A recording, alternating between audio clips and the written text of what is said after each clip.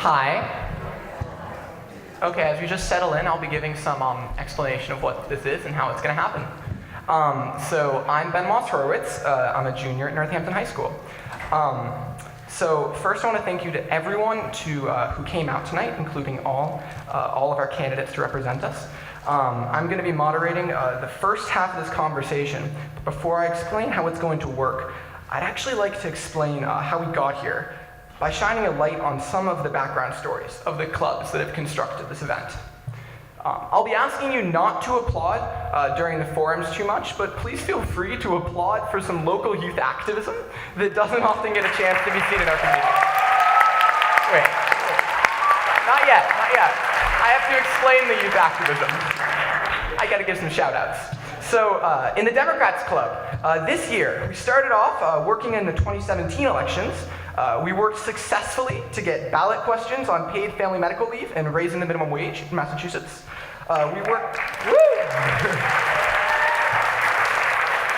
We worked successfully to elect progressives up and down the ballot, from Doug Jones for governor to Paul Feeney for state senate just outside Boston, for city councilors in Cabarrus County, North Carolina, because the internet helps us connect with other high schoolers. We tried to protect the Affordable Care Act, we petitioned for an east-west rail, and in total we worked on over a dozen campaigns. And more recently, we purchased these t-shirts that you can buy for $20 in the hallway. So next is the NHS Environmental Club. This year, they phone banked for protective climate legislation and against a pipeline in the area.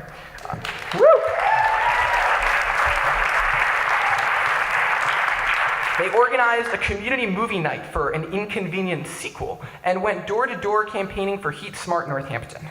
They also finished implementation of reusable silverware in the NHS cafeteria, organized bike path trash pickups, and raised the money for more eco-friendly hydration stations at NHS. The Feminist Collective has provided a safe space for students at NHS. This year, they hosted a White Ribbon Day kickoff, fighting domestic abuse. They also created a flag detailing all the experiences of sexism at NHS, as well as worked with our student union to set up another gender-neutral bathroom in the school. The Gender Sexuality Alliance's biggest thing this year was that they organized a Pride Week to bring awareness to LGBTQ issues and celebrate their presence at the high school. Together, they also joined the Environmental Club, Feminist Collective, and the Students of Color Alliance in leading a social justice week, which ended with a huge assembly for a panel of esteemed social activists.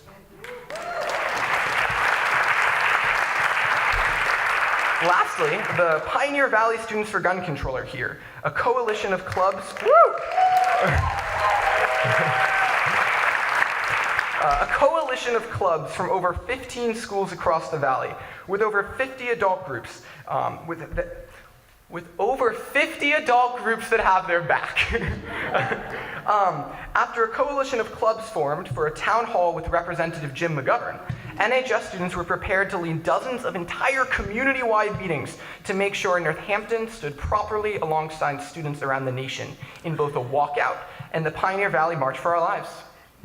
So this jumble of students across the region successfully sent over 500 signatures and thousands of calls in support of extreme risk protective orders, which were just passed out of the Mass State Senate. Our future representatives are all gathered here tonight, and we as teenagers hope to guide this conversation, because even though we can't vote yet, we hope we hold some unique perspective about the principles and the priorities of some voters of the future, and also hope to be setting an example of civic engagement that's going to make our generation the most powerful generation ever.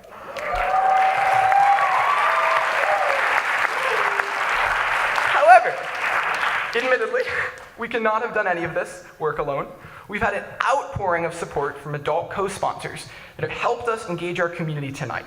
And because we could not have done this without them, I'm going to list all of them, all 24 of them. So please bear with me.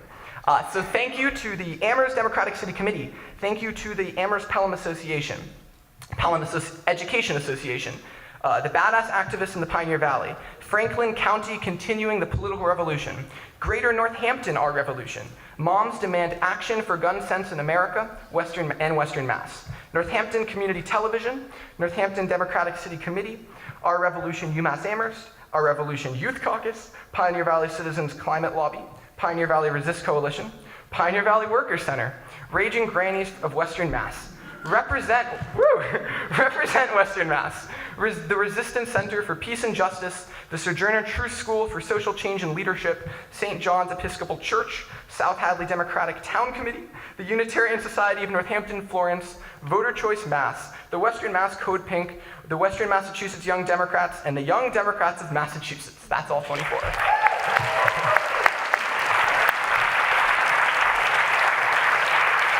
One last thing that is just as important as all the other things we just made and that we didn't get to do with the March for Our Lives and at the walkout and the other things you read in is that we need to thank our history teacher and advisor, Mr. Mahar, because every event blessing youth empowerment you've seen if you've read in the Gazette, the town hall, the walkout, the march, he has been our caring confider, our provider of room space, and our truly relentless photocopier. So now it's time to start this important conversation. How this is going to work is that we're going to have two forums, first the House and then the Senate. Each candidate will have time for an opening statement. Then each of the 5 previously mentioned youth clubs are going to be asking one question of the candidates. Then we'll be asking every candidate a final question before closing statements. We'll start with the State House, have around 10 minutes between the forums, and then I'll be handing off the moderator mic to the tireless Sherilyn Strader to lead the State Senate forum. Rebuttals will only be allowed if approved by the moderator, and we've worked with all the candidates to make sure that this timing is clearly understood. Also, voter registration is in the lobby, so if you really want to vote for someone here, make sure you're registered. Okay, so I'm going to hop up on stage, start introductory remarks, and I'm excited to get started. Thanks so much. Okay, so first we're going to be having opening statements, 3 minutes per candidate. First, Lindsay is going to start, and then Diana. This was randomly decided by Google for us. So you have 3 minutes. Good evening. I am so delighted to be here at this student-led forum, and thank you to all the groups who are hosting. I am consistently inspired by the youth activists in this community. On National School Walkout Day, to protest government inaction on gun control, my daughter was planning to walk out at Jackson Street Elementary School, and I had no idea if she would be alone or if Jackson Street would mobilize. As it turns out, they mobilized. For 17 minutes, I watched from afar as the students stood on the side of the road and chanted the words, "Never again." I defy anyone to stand in the presence of protesting elementary school children, asking for something as simple as the right to feel safe in their schools and to not be moved to action. At the end of those 17 minutes, the children went back into the school, except for one little girl. She refused to back down because she understood that 17 minutes weren't enough to challenge the status quo. I empathize with her so much because I was that child. I was the 9-year-old who organized a protest march in my hometown because although I couldn't articulate this as clearly then, I knew that closing our local branch library for budgetary reasons was wrong. Budgets are values, and we should always prioritize that which creates community and serves those who would otherwise go without. I translate my values into actions as an advocate. I work with activists, experts, and legislators to pass real progressive legislation in this state. I bring people to Boston, attend public hearings, meet with aides and legislators, and partner with statewide advocacy groups to work on legislation. I do this because I feel with every fiber of my being that the status quo needs to be challenged. Whether it be through advocating for legislation like Medicare for All, or leading our local Women's March, I live my values every day of my life, and I am proud to live in a community where I see those same values reflected back at me. My leadership is about inclusivity. It is about building bridges between all groups so that discussions are broad, deep, and holistic. I am running for state representative so that I can work with the people of this district and so that together we can fulfill the promise of the 1st Hampshire District. Thank you.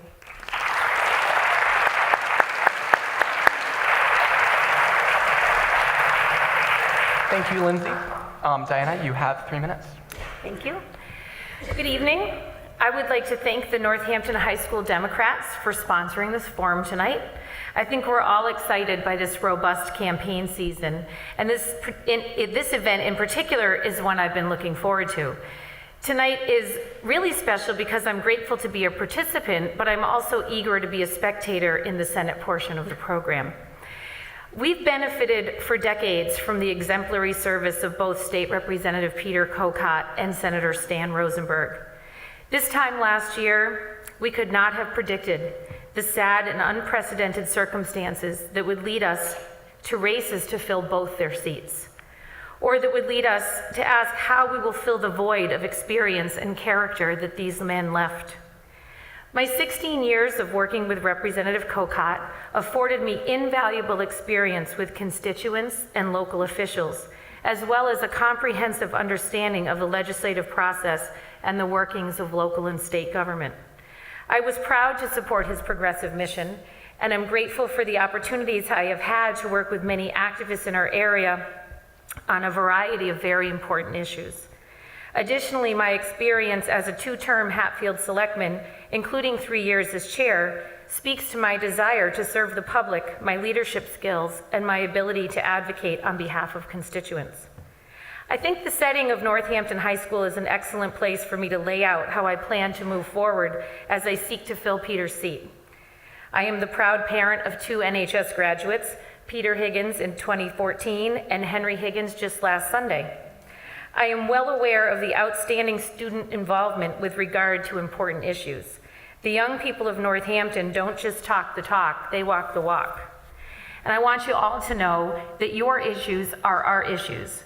We are all concerned about gun control and social justice and the environment and healthcare and education. I will make it my priority to ensure that your generation can receive the best education possible, follow your dreams as you wish, and count on a quality job and affordable housing. Lately, our government is failing us. We look at national politics and it's hard to be inspired. We see fighting and negativity and gridlock. But here, in you, we see inspiration. We see individuals willing to accept each other regardless of race, religion, sexuality, or socioeconomic background. It is here, in the streets of small communities like Northampton, that true change can begin. Here, we can respect each other's history, each other's values, and each other's opinions.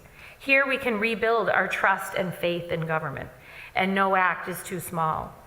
I'm looking forward to demonstrating tonight that I have both the passion to be on the right side of history and the experience necessary to make the right decisions to get us there.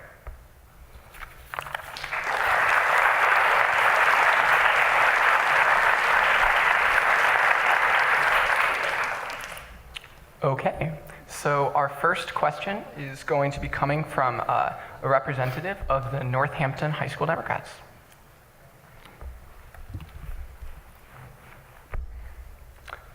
Hi, my name is Eden, and like Ben said, I'm from the Northampton High School Democrats. So, according to the US Census Bureau, 15% of the state's population are foreign-born immigrants. Governor Baker has been unclear about whether they, documented or not, are welcome here. Can you comment on current Massachusetts immigration policy, past and present, and what policies you would support regarding immigrants in our workforce, our schools, and our communities? Diana, you have 90 seconds. Thank you. Well, I am supportive of the Safe Communities Act. I actually sat down with an immigration official recently because there were things I honestly didn't know about how it worked. And we got into some very technical discussion. I only have 90 seconds. So I can't really get into all of what I'd like to say. Basically, he was explaining that Congress is sort of holding us hostage because there's some simple changes they could make to immigration laws that would allow people to pursue pathways to citizenships in a much more reasonable way. I mean, I would certainly hope that here in Massachusetts, we would urge our congressmen and our senators to stop that gridlock and make that happen. I think that Safe Communities Act is a great step. I think, I don't, you know, we're hiding people in churches. We're putting a Band-Aid on a bullet hole. We need to fix this once and for all. People need to be able to have this reasonable pathway to citizenship and ensure that they're safe everywhere, not in small zones that we deem them safe or in the backs of churches where they're basically held, you know, that's not free. They're not free at that point. So I think that we need to look at this much more comprehensively and fix the minor things we can fix that will then allow people to have a pathway to citizenship. Thanks. Lindsay, you have 90 seconds. So I am a huge supporter of the Safe Communities Act in its previous version. I actually sit on a statewide committee made up of 180 organizations that has been working to pass the Safe Communities Act for the past year. I brought many people from Northampton down to Boston to testify at the hearing. It was 11 hours. 4 people spoke against it, and still the bill is stuck in committee for all intents and purposes. The problem is that now the Safe Communities Act, as it was written, has now been changed. It sort of rolls back constitutional protections in the state of Massachusetts, making it really hard.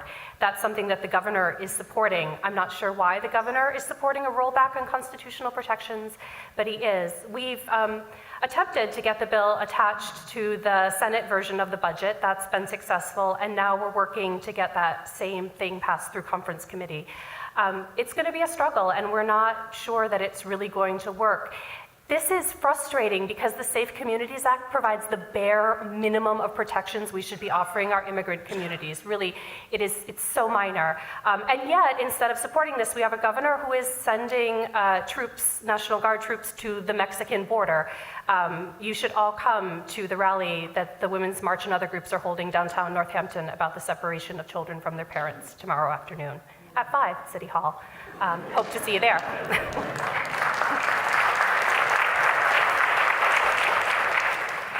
So our next question will be coming from a representative of the Northampton High School Environmental Club. Hi, I'm Adia Bennett. I'm a sophomore at Northampton High School and a member of the Environmental Club. So according to Mass Audubon, from 2005 to 2013, 13 acres were getting developed each day in the state. How will you support farms, sustainable agriculture, conservation efforts, and food security? Okay, Lindsay, you have 90 seconds. So this is something that I've been spending a lot of time researching lately because I have found out that the majority of farmers, not only in Massachusetts, but in the country, are actually over the age of 65 and have no succession plans for their farms. That's really scary for people who like to eat. So one of the things that I think we're going to need to do is encourage more young people to get into farming. And so I've been meeting with younger farmers and asking them, how is this a viable profession for you? What can we do to support you? One of the biggest answers you'll probably be surprised to hear is healthcare. With the passage of the Affordable Care Act, people were able to stay on their parents' insurance until the age of 26. That's allowed some local area farmers to get into the profession. But after the age of 26, what are they going to do? Those costs are going to skyrocket. Buying your own insurance, something that I do, is incredibly expensive. So in a weird roundabout way, fixing healthcare in this state and passing a Medicare for all system are actually going to be one of the ways that we encourage people to get into farming. So this is something I've had the pleasure of working on quite a bit. Growing up in Hatfield, being a selectman in Hatfield, obviously farming is something we really cherish there. There's the APR program, which is allows farmers to sell the development rights to large parcels of land. They reap the benefit of basically selling the property without selling it, and they can still use it for farming. We made a lot of strides in that area in Hatfield when I was a selectman. I happen to live next to an APR parcel. Everybody wins in the APR program. I think that talking to farmers is something, I've grown up with them, they're friends of mine. I think that we have to look at programs that help them diversify their business operations, that you're seeing farms that are putting up little ice cream stands or food stands, or they're selling different products. That allows them to sustain those family farms and keep them working. You know, we only have a few dairy farms left because dairy farming is an absolutely impossible profession. And so the New England Dairy Compact is something that's very important to me in maintaining those dairy credits. So farming is something that I will always hold dear in my heart and make sure that we can keep that going in our area. Thank you. Okay, our next question is coming from a representative of the Northampton High School Feminist Collective. Hi, my name is Serafina Foreman. I'm in 9th grade at Northampton High School and a member of the Feminist Collective. So since the Parkland shooting, a new wave of youth activism has emerged, but youth in Massachusetts are disconnected from their government, and others have found that schooling has not prepared us to influence our current political climate. In our current day and age, how can we prepare the youth to be objective and involved citizens?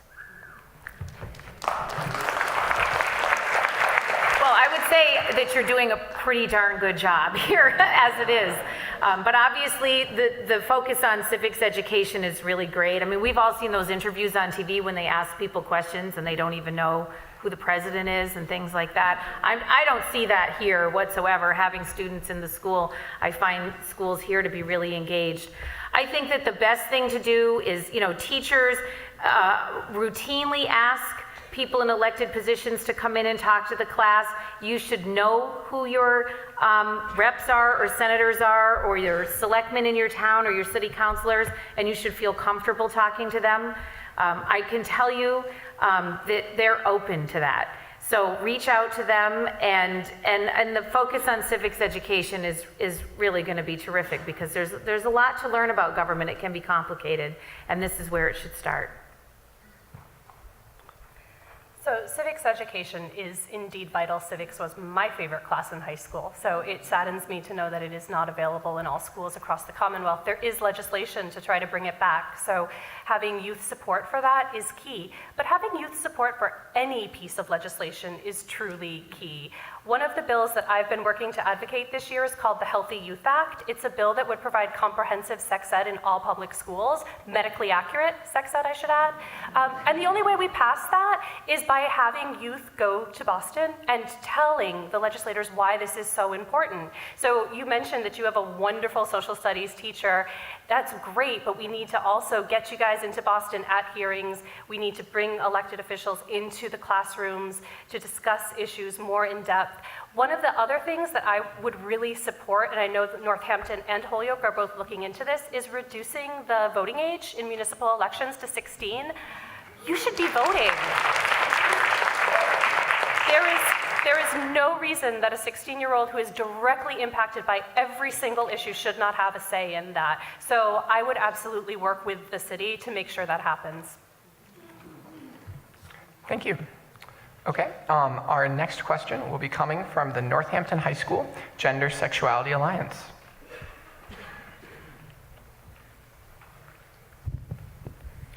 Hi, I'm Liam McBride. I'm in 11th grade, and I'm taking the place of a sick member of the Gender Sexuality Alliance. The Me Too movement has brought to the national spotlight issues of sexual harassment, assault, and abuse of power that all too frequently occur in our country, including an incident at JFK just last year that led to a student-organized protest. What changes can the legislature make to ensure that all citizens are educated, safe, and protected, whether in schools, workspaces, or the Senate chambers?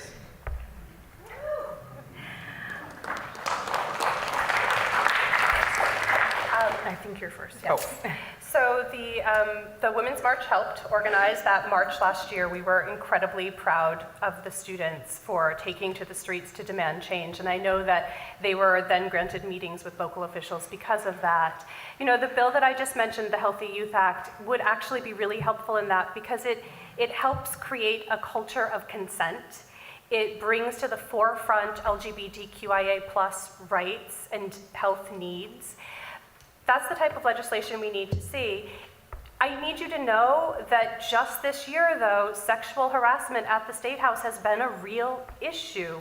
There was a representative who talked about the non-disclosure agreements that had been put in place after she had experienced sexual harassment in the workplace. So it's a part of our society that we're going to need to start to stamp out with young children by starting to teach consent there. We are not going to solve this only through legislating. We're going to solve sexual harassment and assault through mindset changes really early on. This is about changing a culture that, you know, has been with us forever. This is the patriarchy. So. And we need to elect more women to stop that.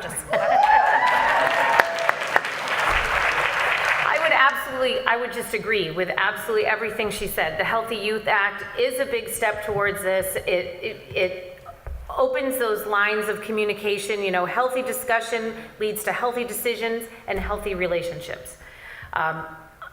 You know, this starts in the home too. I teach my sons, you know, I've taught my sons, you know, how to behave properly and not to, you know, harass anyone. I mean, it's just a horrible thing that people are dealing with all the time. I again find that Northampton High School is doing a really good job of this. I have never heard of anything happening here that you know, that crossed the line. So I would just agree: elect more women, communicate with each other, and let's get the Healthy Youth Act passed, because that opens a lot of discussion that's really important to have. You know.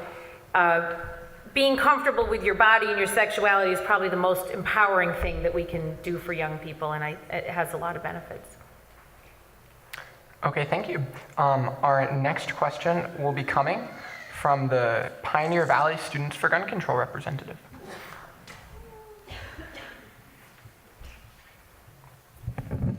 Hi, my name is Tadea, and I'm in 10th grade. Proximity and access to Boston is increasingly important as students in Western Mass, like us, seek access to the state government for advocacy, but also seek fruitful economic opportunities available in the eastern part of the state. How do you plan on improving transportation and infrastructure throughout the Commonwealth to bring Western Mass in closer contact with the eastern part of the state? Diana, you up. Oh, that's me first. Well, there's going to be a study, right, that was just released finally. Governor Baker is going to embark on this study for East-West Rail.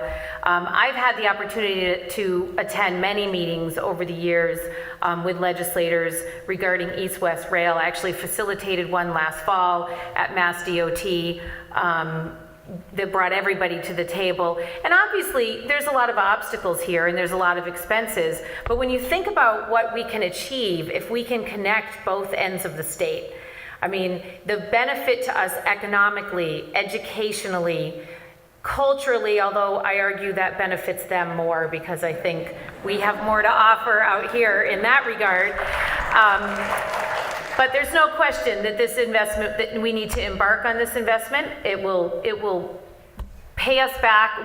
There's no question that this will be worthwhile, and it's long overdue. I'm happy to see the increase of north-south. There's going to be some more, even up to Greenfield, which is terrific. I've had the benefit of using that train, and that was great. So we need to really get serious about it. And I don't think it's something, quite frankly, that will happen overnight. But the study is the step in the right direction, and I think we're on a roll. So I just want to clarify that the study hasn't actually been approved yet. It's the request for proposal that's gone out. So I'm very leery that this may be an election year ploy on the part of the governor. But that said, it is a first step. We're just going to need a lot of activism and advocacy to make sure that this actually happens. The numbers that he's been giving out, that the Massachusetts Department of Transportation have given out, are very high. Most people don't think that the study is actually going to cost, most experts don't think that the study is going to cost as much as they're claiming. So we are going to need to continue to fight for this. And one of the things that I've been saying, and I've been talking to current representatives and senators about, is how do we come together as a Western Mass coalition to fight for expanded rail service. It's great that we're going to now have some more trains going north-south, hopefully with a schedule that is more feasible for actually getting into New York, and wouldn't it be great if we could get to the airport too? But we're going to need to really push the governor on this. We're going to need to make sure that the funding really comes through. And also, we're really going to need to make sure we can get to Logan Airport, because if we need to get into the city, the airport is also key.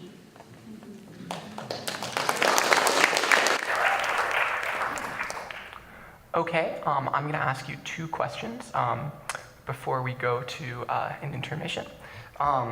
So my first question for you is, since TAP 2000, there have been numbers in the few hundreds of opioid deaths each year in the Commonwealth. However, in the last 2 years, this number has surpassed 2,000 opioid-related deaths. How would you fight the opioid epidemic, if elected, to represent the 1st Hampshire district? Yes. So I grew up in Westfield, and I have a younger brother, and I cannot tell you the number of opioid-related deaths I have seen in his class. And I am the sister of a recovering addict. So when we talk about the opioid issue in this state, it brings a level of rage to me that it is hard to kind of control. The opioid crisis is a healthcare crisis. It is a mental health care crisis. This is about addiction. This is about youth not getting diagnosed early on for issues like depression and anxiety because we've cut funding for school counselors and we have children falling through the cracks, because that's my family's story. We need to properly fund our schools. First of all, they need to be the front line of defense for dealing with this. And then we need to, and I will sound like a broken record on this, enact Medicare for all so that people can actually get the treatment they need. My brother suffers from anxiety, and he is also on Suboxone. There are periods every few years where he cannot get both. That's untenable. How can we do that to people in this state? And yet that's what we're doing. So, healthcare reform. It's an epidemic, we know that. That goes without saying. I sat down with somebody this weekend, someone that I know that works in this field, and actually she gave me some hope, which was really nice, because it's been sort of a doom and gloom situation on our hands. In the first quarter of 2018, there were 201 confirmed opioid-related deaths in Massachusetts. That is, staggering. 81% of them showing fentanyl in the toxicology reports. I will say that I found information that Schedule II opioid prescriptions are dropping.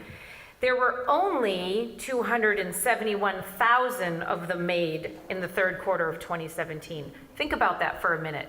271,000 opioid prescriptions.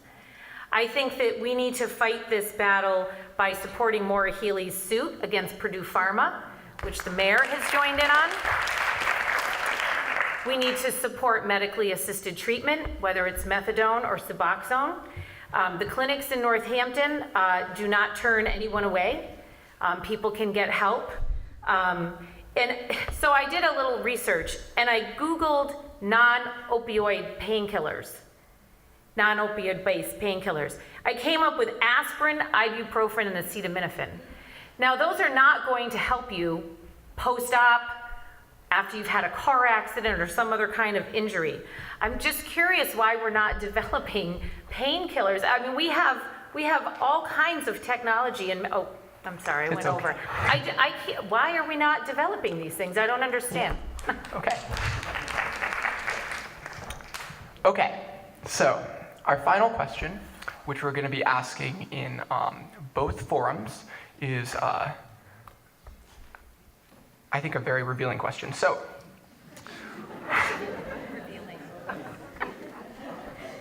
what is one issue that you don't think gets enough attention in state legislature, and how would you address that issue as our state representative? I actually would have probably said agriculture, because we touched on it. I mean, it's providing our food, it's keeping our space open and green. We're really busy thinking about really important things like education and healthcare, but I just think it's really important that we don't let agriculture fall by the wayside, that we need to support farmers, that this comes back to us in huge benefits.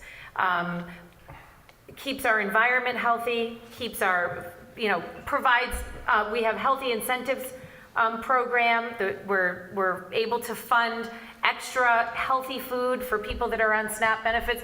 There is so many ways that a healthy agricultural system will finger through our society, and I think we really need to always make sure that we stay focused on that as we put that in perspective with these other, huge issues that we need to always be focused on.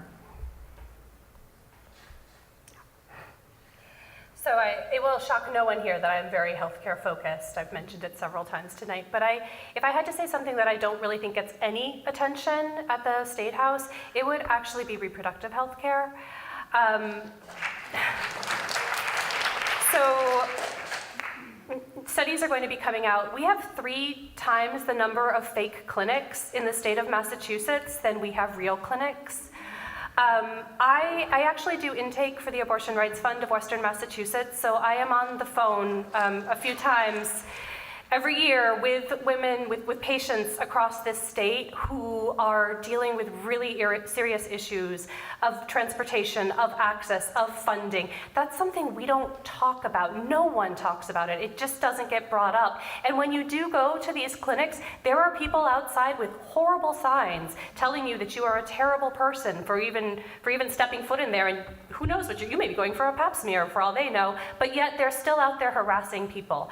So I agree that the farming is important, but we talk about that. We don't talk about women's health care at all.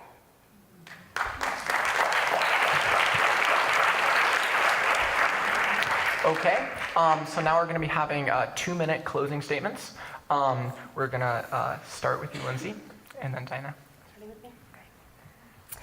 So thank you again to all the hosts this evening, and to Diana Szynal for participating in this forum. I also want to thank my daughter, who is slowly becoming a policy expert as she listens to me endlessly practice speeches and attends forums such as this one. As I started to work on my closing remarks, I received an email from someone who, without knowing it, practically wrote them for me. She said, "You have the heart, soul, and mind for this job, so make sure you let the audience know that." So I'm choosing to close with what she reminded me. The issues I talk about are not just talking points. They are near and dear to me in very personal ways. I believe in Medicare for all because my family experienced a healthcare crisis that made it clear that single payer is the only way forward. I believe in education funding reform and the elimination of high-stakes testing because I'm the parent of a child in our public schools. I want to see North, South, and East West Rail as a business person because I believe that it brings economic development to this region. And I demand 100% renewable energy because I know there is no other way forward for the planet. My soul is that of an activist. I will never stop fighting for equality and opportunity in this state because it's part of who I am. I have and will continue to build real coalitions. Mind. I will always reach out to experts, activists, legislators, and constituents in the district and state to make sure all perspectives are included so that I can form thoughtful opinions. Often when people ask me, how are you going to fix something, that alone I can't do anything, but together we can.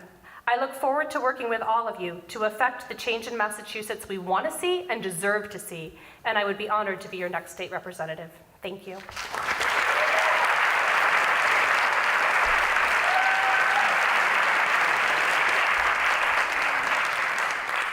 I would like to thank the Northampton High School Dems as well, and Lindsay. I actually really enjoy doing this and prepping for it. It's really, really interesting to get ready for these. You know, yesterday I read an absolutely amazing article in the Gazette written by Tadea Martin Gonzalez. It begins by explaining that she was called to action by the Parkland shooting, something that shook all of us to our very core. She rolled up her sleeves and she advocated for legislation, the Red Flag Bill. She wrote very succinctly about coming to understand the importance of both federal and state legislators on her life. For the first time in 16 years, we're being asked to elect a new state representative. We were truly blessed to have Peter's sound judgment and gentle manner since 2002. I was blessed to learn from him. Peter taught me the nuts and bolts of this job, but more importantly, he set an example of tolerance and open-mindedness. My daily work with constituents and local officials has positioned me to understand the job and issues in a way that you can only learn from the inside. I am absolutely determined and confident in my abilities to move forward with the progressive agenda that is so important to the 1st Hampshire District. I would be both proud and grateful to have your vote on September 4th.